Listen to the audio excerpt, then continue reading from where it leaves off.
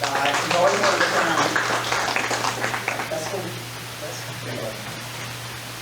Okay, so if you know me, you'd expect nothing less than this, number one. That's very scary. That's very scary. Okay, do you remember the day we met, Ish? I do. It was another one of those incredible round table forums. You all know them, right? The experts had been called together to talk about housing in our community, except the 7 experts have built no housing, have no housing stock, and have been in our community for about a year-ish. Really cool double-page spread in a couple of magazines, though. And I hear about it. I call the funder who is sponsoring said roundtable, and I am told, well, you can log in and watch. And I thought, okay. And I do it. There are only 7 people watching. I text the reporter who is facilitating, and he says, well, Sauls, we always just thought that if you wanted to be in the room, you just ask. Okay. So I'm known to vague tweet. So I may have vague tweeted, what's it going to take to get asked to this prom? And I had a meeting that afternoon with this architect, Garvin. And I walked out, and I guess he'd seen the tweet. Remember what you said? Yeah, I saw the tweet. She does send very strange, she calls him Dave, but you know when they're directed at you. And I said, I'll invite you to the prom, which was supposed to be a metaphor for, I want to work with you, because I'm in the private sector, I'm an architect, I'm a developer, I'm not in your world. I'll invite you to the prom, we'll go to the prom together, and we'll do great things. I had no idea it was going to turn into this. And I had to explain to my wife this morning that I was going to the prom. Because at 4:30 this morning, I'm vague tweeting about what does a middle-aged redhead wear to the prom when you're talking at noon. So here's the deal. From that day forward, I decided I had a date to the prom. But I also decided that I was the expert, and I didn't need to be invited to anybody's prom. So what we're going to do very quickly is teach you how to find your voice as part of the community, and to also find some pretty cool partners and friends along the way. So let me tell you a little bit about Homeless No More. We've been serving homeless families for 30 years. Yeah. I'm sorry, what? Preaching to the choir. You said we were going to talk about that. Y'all know what we do, right? You know what she does.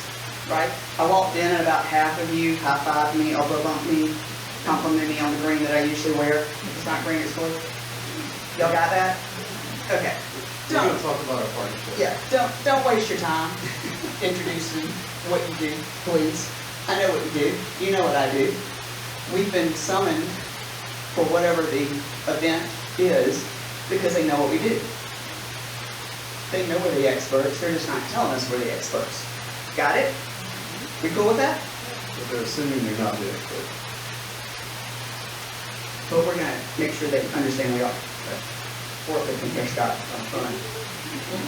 You're a rough prom day so far. Here's what we do at Homeless No More. We build things. Programs, housing, and relationships.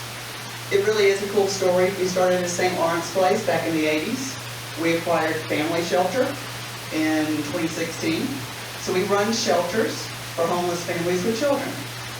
We looked up the community needed attainable housing, not just vulnerable families. So we started building housing. What that looked like was several of us, including myself, got national certifications in affordable housing development. That means I can stand next to a Mungo or a Connolly and build houses. We have 300 units in development across this state. However, anything we build is done to fit into the communities because we are part of the community. We are too. And what we do as an architectural firm and a development firm, we've done $1 billion worth of work in 20 years in projects all over the Southeast. And we take great pride in the quality of the product that we deliver to our clients. That's what she does. She takes pride in delivering something for her clients. And so that's where this partnership started. And when we do something for her as a nonprofit service provider, we don't do it for free. I've got 20 nonprofits that want me to work for free. And that's an easy thing to do. And what that means is you're getting free service, which is probably worth what you pay for. We have a business transaction that results in something like this, that belongs to the community, fits in the community, but also says, this is not housing for the people that don't have the resources. This is housing you can be proud of. This is pride in place. It can go anywhere in Columbia, South Carolina, but it's in a neighborhood where it belongs, and it's exciting, it's interesting, it's appealing to the community. It pulls the community in, it gives them a motivation to want to live there. And that's what we do here. So this was all incredibly strategic. In 2016, the week before the flood, we came up with this new growth plan that included the housing component. We actually went back to the table about 18 months ago. But again, what we figured out was nobody was inviting us to prom. So we came up with an internal plan called Out Front, our plan to do more. And basically what we decided was we were going to scream real loud. All about our experience, all about what we knew how to do, and all about the fact that if you weren't going to call us experts, we're cool with that. We're going to remind you. So if you go back and look at that Twitter feed, every once in a while you're going to see a thread of 4 and 5 reminding you of how many housing units we're developing, how many families we're serving. But it's strategic. It is social media. It is a fine balance between donor-centric, service-centric, development-centric, and most importantly, advocacy-centric. So it is not heavy on one piece of the puzzle. And it's community-centered. It's like any other development that you see, and the community is part of it. If you could switch to the next slide, Conrad. The community is part of it, the community needs to invest in it and be proud of it. And that's what, again, these business transactions are all about. So another thing to keep in mind, nonprofit is a tax designation, not a business model.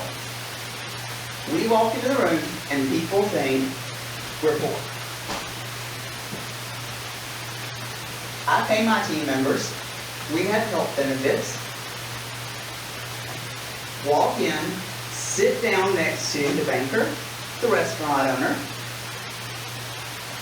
You have a seat at that table that is equal to that community member. Think of yourself and the idea that you're presenting as a community member. Whatever you design, whatever you create, whatever you build is part of the community. You want the restaurant owner to say, I'm only creating this for my restaurant customers. You can't present any idea you come up with as only for those you are serving. This is something that I hate. So, words matter. Okay, how many walk into the room or get called to present and say, we served 3,000 people last year and we did X number of bus passes and here is all of our data. Who does it? You can raise your hands. I see leaf cutters in the back. McDonald's served 10 million hamburgers. Nobody cares about our data, y'all. Tell your stories, and again, tell it as part of the community. Tell how you are part of the community. Richland 1 has how many students? I can't tell you that number anymore. How many schools? Richland 1 is part of this community. Just like the banks, just like the business community, Main Street. We are a part of the community. Everything we create has to be part of that. Do not present as though you are presenting a grant report.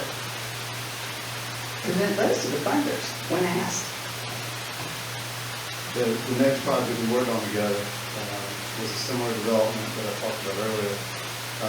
Different part of the neighborhood, but again, very important that it feels like it belongs in that neighborhood. Yet it also creates a sense of pride, a pride in place, so that you want to live here. Anybody wants to live here. You don't look at this and say, oh, that's housing for poor people. I don't want to live there. No, you want to live here. So it's not that hard to raise the quality of what we're trying to do together. It's not that hard. It seems like a hurdle because it seems like it's an expensive thing. It's not. Also, we got an element there for the community. The community is going to be invited to have farmers markets and other festivals in that shelter. So it's bringing people in so they can see what it's like to get into a better place. So we do the same thing with our programs. So I have 5 children. Most of you know that. We design our programs, and we kind of walked in and said what's good enough for the children at Homeless No More are good enough for our own kids in our houses. And then it became, well, we have community children in our programs. So it's the same mindset. What's good enough for our children in our programs at Homeless No More are good enough for our families because we're members of the community. So the housing concept spills over to your programmatic concept. Again, you're not thinking in your silo of being the service provider. And this is an education center that we designed for Homeless No More, and we're very proud of it. It was modeled after a school, an abandoned school that had been demolished in the neighborhood. And so we designed something that looked and felt like that original school. It's a place that attracts the community, it attracts families, it attracts kids, it attracts teenagers. You look at this central space right here, the easy default is we got to save some money. So we'll just do a 9-foot ceiling and the people will still come. Or you can do this. You can create a spot that draws people to it and makes the facility something special. And with Lila and the folks, the way they run things, it really has become something special for the neighborhood. Okay, so I'm married to a state employee. He loved this slide because I'm like, we're a bunch of Rons. And he's like, what do you mean? And I said, well, you dress like a science teacher, honey. The sector, we walk into a room, they think we're Rons. We walk in and they're like, we have this stereotype. We are the homeless service providers. We're the Debbie Downers. We're here with our data, and we are here to go. Again, I'm going to call out Lee Patterson. We're texting at night about people. We're the problem solvers, the critical thinkers. Leslie over here is the go-getter, the energetic. We're doing what Leslie does, but they all think that we're the Rons because we're tired, we present that way. And we were joking about the fact that I tend to, y'all know this about me, I wear bright colors, I wear funky clothes, and he's texting me this morning and telling me he's wearing his Elvis shoes to match my boots that he knew I was going to wear. It's a wrong day. I intentionally dress this way because I don't want anybody thinking that I'm a Ron. Like I'll walk into the room and I'll say my red hair is flying because they know that I'm going to joust at a windmill about something. It's how we present ourselves. Because we're working like a Leslie. We just have to control the narrative. As a business person, this stat really stood out to me. $15 trillion. 100,000 employees. That's you. That's your investment to our community. That means you are the experts. You just have to let the business community like me know that you're the experts. You need to join them at their prom, and they need to join you at your prom. All right, we know it's a little unorthodox the way we did it, right down to our shoes. Weird, whatever. But we really wanted you to understand this worked because of the fact that it's a little unorthodox. And we wanted to push you over the next 3 days to think as part of the community. And I will tell you, he has become one of my ride or dies.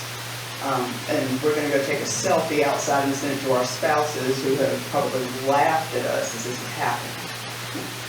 But again, you have to claim the narrative. You have to choose your words. You have to present yourself and not speak as though we're being summoned to the grant report. Do y'all have any questions of us?